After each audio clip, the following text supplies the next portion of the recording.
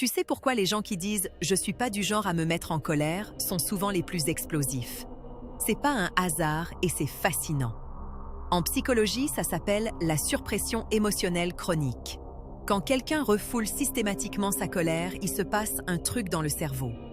L'amygdale continue d'enregistrer chaque frustration, chaque micro-agression, chaque moment où la personne a voulu dire quelque chose, mais c'est retenu.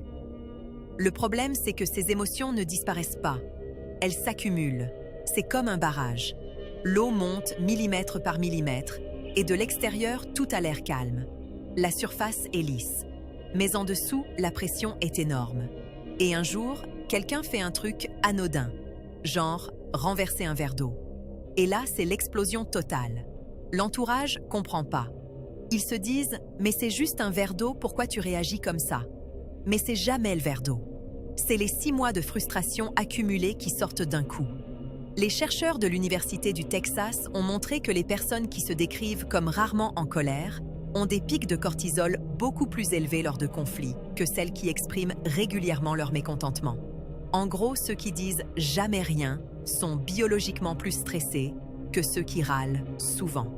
Et le plus contre-intuitif, c'est que les gens qui expriment leur agacement au quotidien, de manière calibrée, sont perçus comme plus fiables et plus stables émotionnellement.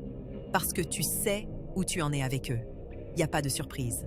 Alors que la personne, toujours souriante, toujours d'accord, toujours arrangeante, elle crée, sans le vouloir, une bombe à retardement relationnel. Donc, la prochaine fois que quelqu'un te dit « Moi, je suis super zen, je m'énerve », jamais.